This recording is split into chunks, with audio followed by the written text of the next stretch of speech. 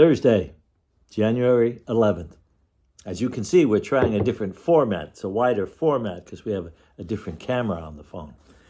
The American Heritage Illustrated History of the United States in 16 volumes. You buy one every few weeks at the A&P back in 63 to 64. Well, over the holidays, they didn't do it. They didn't sell them for a while. But come January, they started up again, and Tessie brought home this one, Volume 10, The Age of Steel. Yes.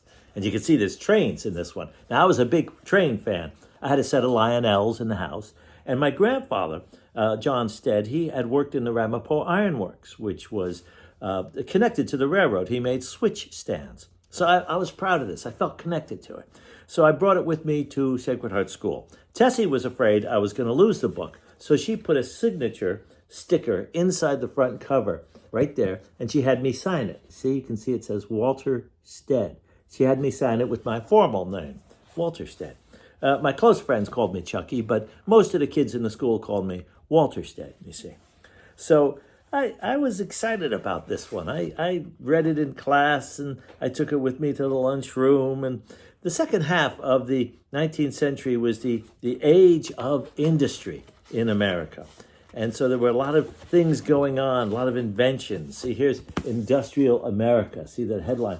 And I love this image. This is a petroleum dance. The refineries sponsored dances wherever the refineries were in the towns, and they had people dancing around the refineries because industry had woven itself into the social fabric of America. It was terribly important for the growth of the country and for jobs. Here's an image of the very first, this is the very first oil well in Titusville, Pennsylvania. You folks out there in Titusville probably know all about that. Look at that thing. It doesn't look like the ones we saw many years later in Oklahoma and Texas and so forth. Well, it was also the age of invention when all kinds of interesting inventions were happening. And here's an example. This is a photograph that's Alexander Graham Bell's first telephone receiver. Look at that thing. Doesn't look much like a cell phone, does it?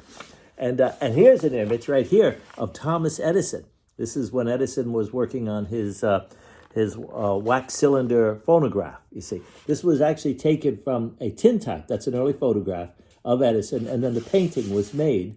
It happened in 1888. Oh, I like this image a lot. I was checking it out in the classroom. Sister Freddie saw me looking at it, and she looked down and she saw that it said, this photo originally taken in 1888 from the likeness. This was a painting, and then she picked it up. And she held it to the class, and she said, you see, class, 1888. You see that? And what that means is many of you have grandparents who were children when Thomas Edison invented this thing. She was right. My grandpa John Stead would have been 7 years old at the time. Wow. Sister Freddie said, you see, you are all part of history. Yeah. Well, we'll do another one tomorrow. See you then.